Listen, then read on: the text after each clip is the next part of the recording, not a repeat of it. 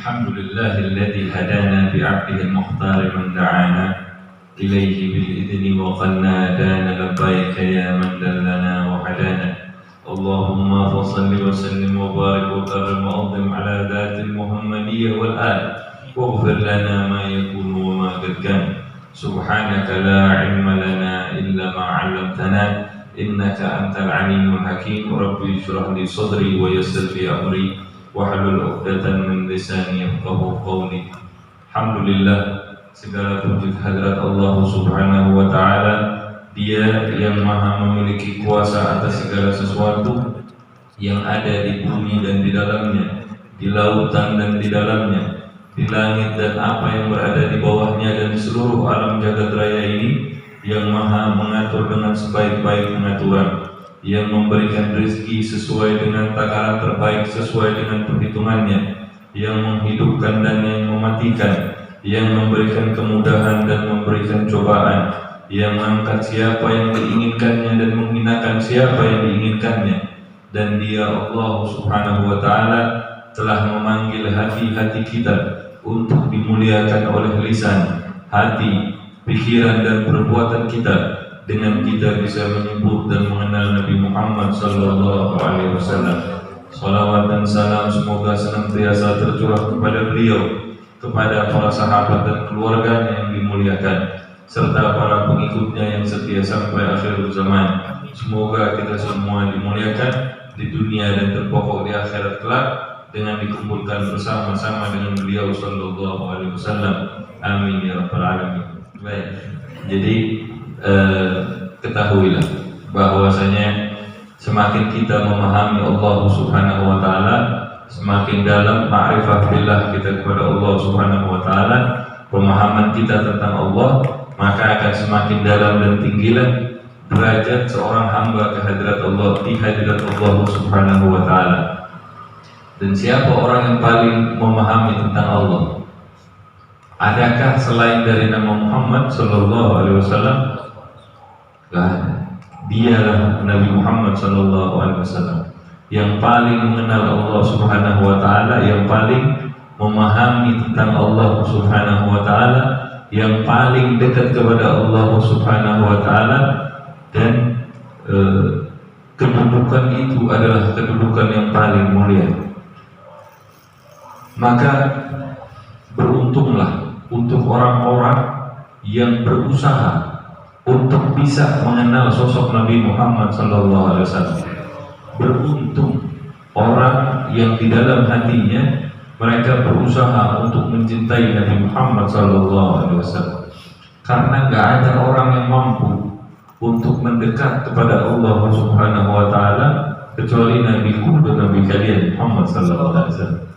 Nabi Allah Musa diriwayatkan bahkan sampai minta kepada Allah untuk bisa dijadikan sebagai umatnya Nabi Muhammad SAW.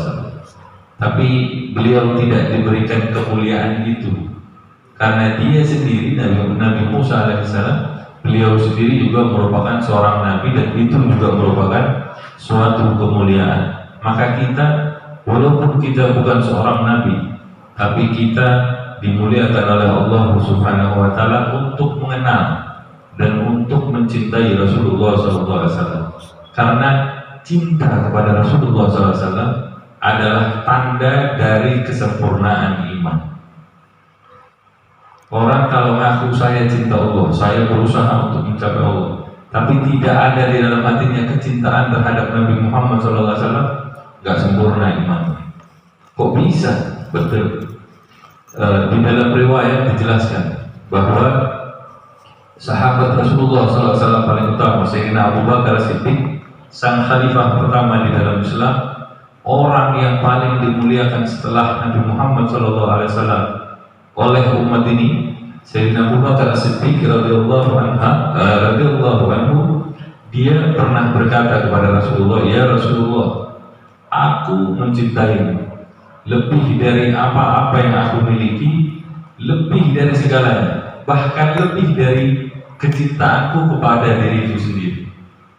Lihat, perhatikan, seorang Sayyidina Abu Bakar, sahabat karibnya Rasulullah SAW, dia menyatakan dirinya bahwa dia mencintai Rasulullah SAW. Dia tidak menyatakan dirinya mencintai Allah secara langsung. Dia menyatakan dirinya mencintai Rasulullah SAW lebih dari segala sesuatu, bahkan lebih daripada dirinya sendiri.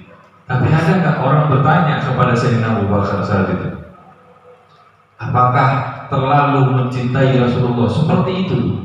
Apakah itu satu bentuk kesyirikan? Kok mencintai makhluk sampai segitu? Apakah ini bukan pengkultusan?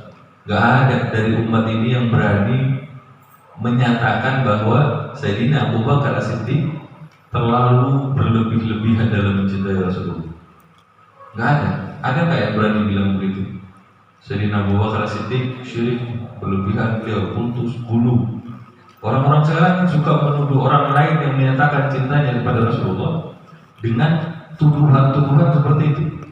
Padahal Sayyidina Abu Bakar As-Siddiq menyatakan dengan jelas bahwa saya mencintai engkau ya Rasulullah lebih dari segalanya, bahkan lebih daripada diriku sendiri.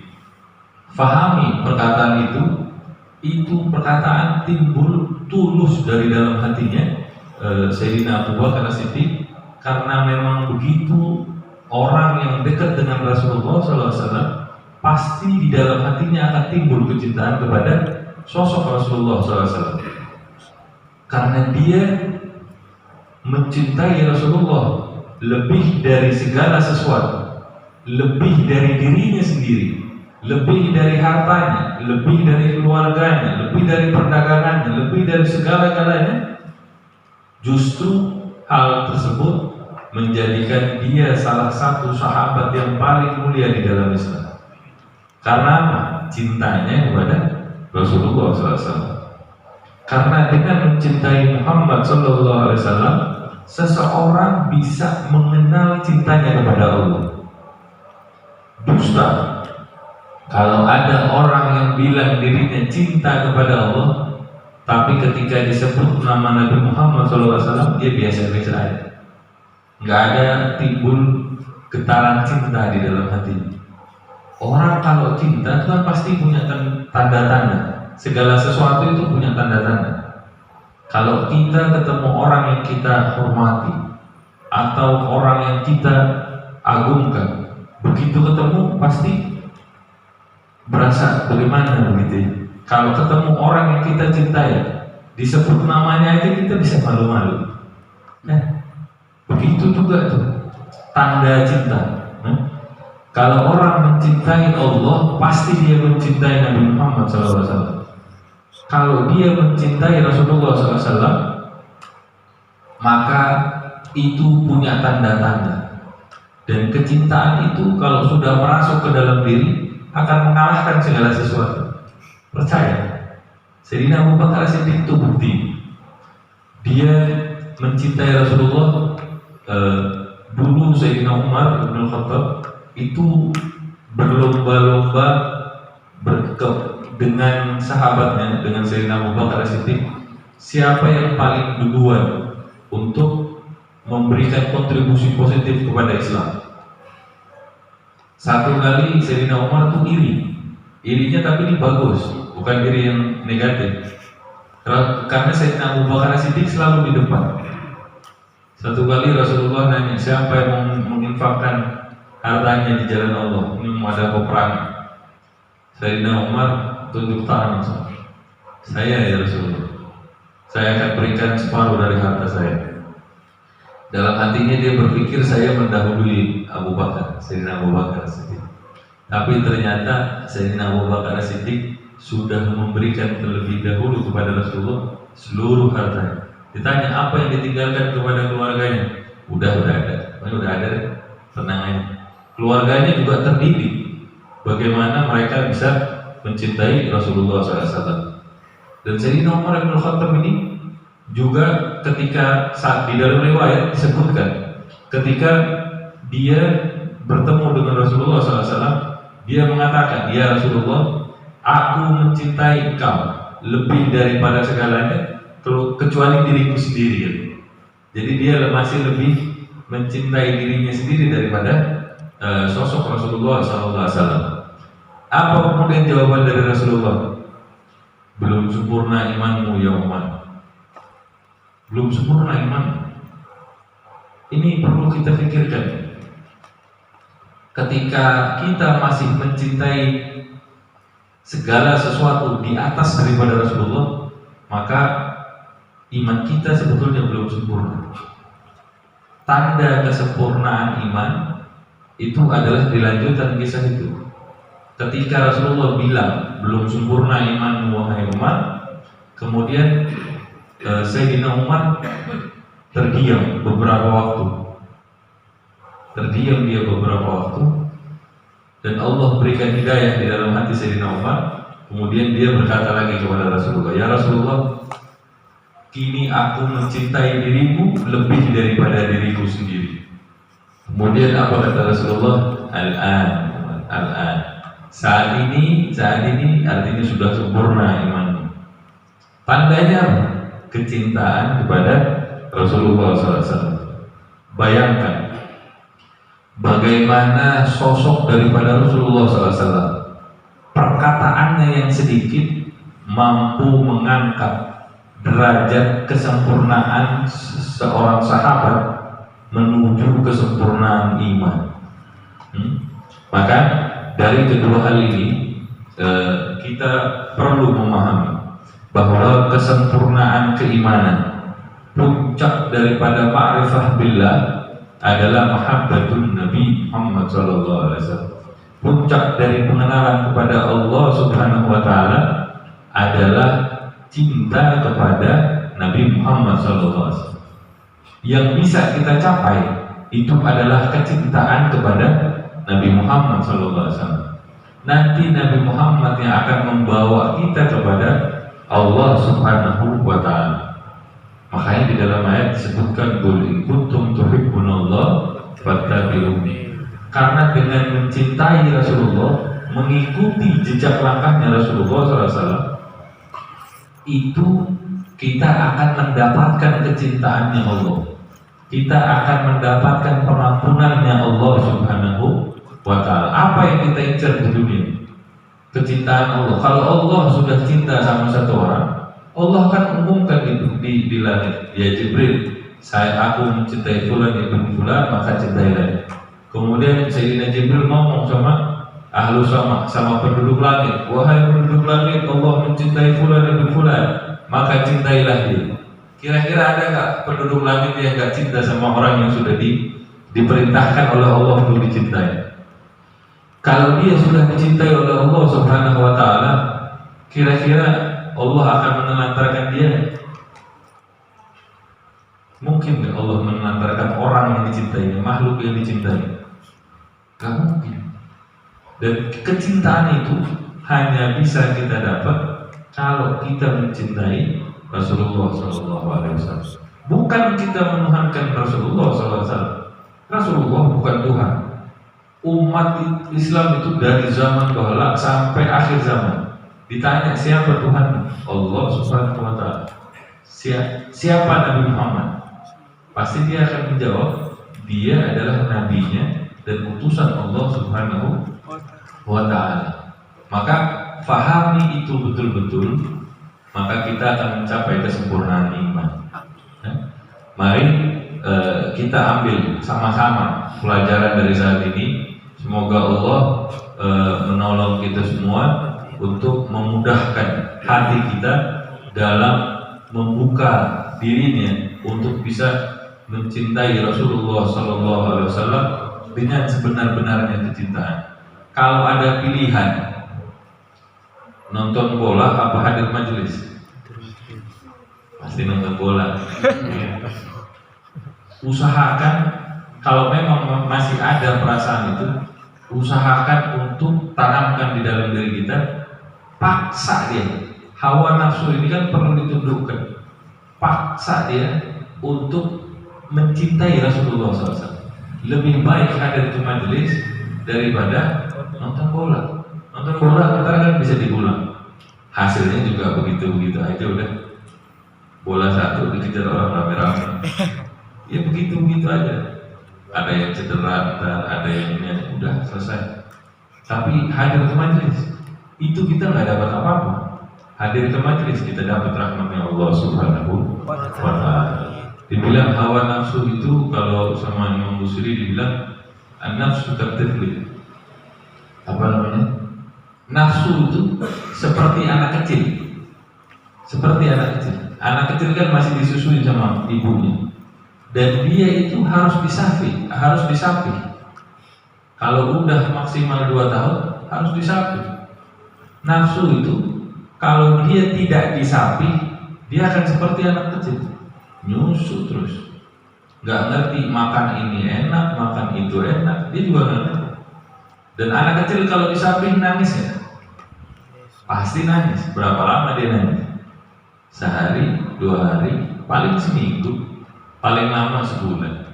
Habis itu dia udah, kita mau makan apa dia mau ikutan makan. Yang tadinya dia nggak ngerti, dia jadi belajar ilmu-ilmu yang baru. Yang itu nggak akan didapatkan kalau dia nggak disapi. Nafsu kita juga begitu, harus kudu disapi, harus disapi. Karena kalau dia disapi, baru kita akan, kalau dia sudah disapi, sudah ditundukkan, baru kita akan mengerti. Ada loh tingkatan-tingkatan yang lebih tinggi dan lebih mulia daripada kita ikuti hawa nafsu kita. Hujan dikit, biarin deh, tetap berangkat ke majelis. Ada dipanggil sama teman mau main, dengan hadir majelis. Hadir majelis. Enggak cuma di sini ya, di mana tempat.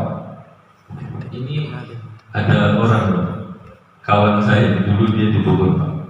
Dulu di Bogor Pak, sekarang tinggalnya di mana? Di Kelapa Gading. Ini setiap minggu pasti datang, entah ke sini, entah ke pondok pesantren. Datang. Padahal jauh banget dari Jakarta ke sini, dari Jakarta ke sini, dari Jakarta ke sini. Tapi kenapa? Karena emang ada rasa cinta di dalam hati. Dan cinta itu kan pasti mengait satu sama lain. Kita nggak kenal Rasulullah SAW. Kita kenal Rasulullah melalui jalur keluarga dan dari jalur sahabat. Kita nggak ketemu juga sama jalur sahabat, sama jalur keluarga. Kita ketemu sama para tabi'in. Kita nggak ketemu sama tabi'in, ketemu sama tabi'ut tabi'in. Nggak ketemu sama tabi'ut tabi'in, ketemu sama tabi'ut tabi'in. Terus begitu sampai ke bawah, sampai ke guru-guru kita, sampai kita yang ada di sini. Makanya cinta itu nggak ada orang yang bisa langsung mengaku cinta. Pasti harus mengait kepada seseorang yang cinta kepada Rasulullah, yang cinta kepada orang, yang cinta kepada orang, yang cinta kepada orang, sampai dia menuju kepada Rasulullah SAW. Makanya Imam Malik bilang as-sanadu minad din. Sanad itu adalah bagian dari agama. Orang kalau nggak punya sanad agama, semua orang bisa baca Al-Quran, tafsirkan Al-Quran, kumpulin dari perpustakaan, kumpulin dari Google, baca sendiri, simpulkan. Bisa nggak dia dibilang ahli agama? Nggak bisa. Dan orang seperti itu perlu diikuti nggak? Jangan diikuti. Karena dia sesungguhnya bukan mengikuti Al-Quran, bukan mengikuti hadis. Yang dia ikuti akal pikirannya dia, hawa nafsunya. Dalam mentafsirkan, dalam mengambil kesimpulan terhadap sesuatu di dalam agama. Nah, orang-orang yang begini ini bahaya. Makanya hadir di majelis-majelis. Biar kata kita dibilang majelisnya tradisional, ala kadarnya, tapi yang begini-begini yang selamat. Dibandingkan mereka-mereka, saya tidak bilang yang lain itu kurang bagus, tapi yang kita tahu yang begini yang selamat. Kita tahu guru kita Ustaz Asad, gurunya dulu di mana? Di pondok pesantren A. Pondok pesantren A punya Kiai Fulan, punya ajengan Fulan, punya mama Fulan, terus dia punya jalur keguruan yang kita tahu sampai Rasulullah. Begitu juga Ustaz Heri. Kita tahu semua. Karena kita tahu itu, ikuti pemahaman mereka. Karena pemahaman yang begini selamat di dunia, di akhirat. Kalau satu salah, misalnya Ustaz Asad salah, ntar gurunya kan bilang, teman-temannya bilang, oh ini salah, tadi benerin. Kan enak. Orang kalau tahu salah bisa dibenerin. Tapi kalau orang sudah nggak tahu bahwa dirinya salah, mau dibenerin susahnya minta ampun. Makanya dibilang ada orang yang tahu dirinya tahu. Orang kayak begini ikutin. Ada orang yang nggak tahu kalau dirinya tahu. Dia belajar sebenarnya, cuman dia kayak orang tidur. Dia nggak tahu kalau dia punya ilmu. Bangunin, bangun. Ente punya ilmu, sebarkan. Ada orang yang tahu kalau dirinya nggak tahu. Iya, saya emang bodoh, saya nggak belajar. Ente tahu ente bodoh, tahu. Ya sudah. Orang seperti itu rangkul. Kenapa? Karena dia tahu dirinya nggak tahu. Dia mau tahu, rangkul. Ada orang yang keempat, orang yang nggak tahu kalau dirinya nggak tahu. Orang mungkin ini tinggalin. Udah dia nggak ngerti, dia nggak tahu kalau dia nggak ngerti. Dia anggap dirinya ngerti. Ketika kita kasih tahu, dia akan lebih merasa ngerti daripada kita. Ketika dia dikasih tahu sama orang yang ngerti, dia akan merasa dirinya lebih mengerti daripada orang itu. Orang begitu tinggalkan, gak usah ngabisin modal kita, usia hidup kita di dunia. Sampai dia tahu kalau dirinya nggak tahu. Nah, kalau dia udah tahu kalau dirinya nggak tahu, baru kita rangkul. Ayo belajar bareng-bareng, kita berusaha untuk mendekat kepada Allah Subhanahu wa Ta'ala. Jadi semoga kita bisa belajar. Kita tahu kita ini penuh kemaksiatan. Kita tahu sekarang kita belajar benar, entar satu saat kita tergelincir lagi, masuk lagi ke dalam dosa. Begitu terus menerus. Kata Habib Mundir, jangan bosan-bosan untuk bertaubat sampai kalian bosan untuk bermaksiat. Kalau udah bosan maksiat, bosan taubat nggak apa-apa. Karena udah bosan maksiat, berarti udah tinggal amal taat. Tapi kalau masih sering maksiat, sering-sering bertobat. Tobatnya yang benar, usahain sebenar mungkin. Nggak ada dari kita yang nggak ada dosa. Dikatakan kalau dosa itu punya bau, kita ini nggak bakal mau dekat satu sama lain. Saking baunya dosa kita, saking banyaknya dosa yang kita kumpulkan. Jadi sama-sama kita duduk di sini, yang di depan nggak lebih baik dari yang di belakang, yang di belakang nggak lebih jelek dari yang di depan. Kita ini sama-sama kita berusaha untuk menanamkan diri kita supaya kita bisa cinta sama Rasul. Kalau yang salah kita sama-sama benerin, yang benar sama-sama kita gaungkan. Supaya apa? Supaya orang-orang bisa ketularan baik. Ya, tapi kalau udah salah, jangan disebar-sebar ke orang. Udah buat kita aja kalau memang salah. Semoga Allah mudahkan langkah kita untuk menanamkan kecintaan kepada Rasulullah SAW. Semoga Allah tetap memilih kita semua untuk bisa menghadiri majelis-majelis yang di dalamnya terdapat kemuliaan, dan semoga kita Allah tumpahkan rahmat kepada kita di malam hari ini, yang itu semua mudah-mudahan akan mendatangkan rahmatnya Allah di sini, di dunia, di akhirat maupun di surganya kelak. Allahumma amin. Walaupun kita penuh dengan kekurangan segala macam, semoga Allah ampuni kita. Kita cintai Nabi Muhammad, karena kecintaan kita kepada Nabi Muhammad akan bermanfaat kepada kita di dunia dan di akhirat. Ala hadhihi kulli niyatin salihah wa ila hadratin Nabi Muhammad sallallahu alaihi wasallam. Al-Fatihah.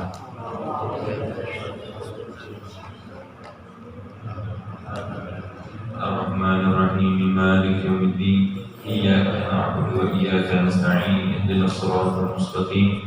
Shiratal ladzina an'amta 'alaihim ghairil maghdubi 'alaihim waladdallin. Ya Rabbana tarafna bi annana tarafna wa annana ashrafna 'ala ridha ashrafna. Fatu 'alaina tauba tarsil li kulli hauba واستر لنا الأورات وآمن الروعات واغفر لوالدينا ربي ومولودينا والأهل والإخوان وسائر الخلان ذي محبة أو جيرة أو صحبة والمسلمين أجمع آمين يا ربي أسمع قبل الوجود من لا باكتساب منا بالمصطفى الرسول نرضى بكل سور صلى وسلم ربي عليه عند الحب وآله وصحبه عيادة الشرب والحمد لله في البر والتناهي. سبحانك اللهم وبحمدك أشهد أن لا إله إلا أنت أستغفرك وأتوب إليك. سبحان ربك رب العزة عما يصفون والسلام عليكم ورحمة الله وبركاته.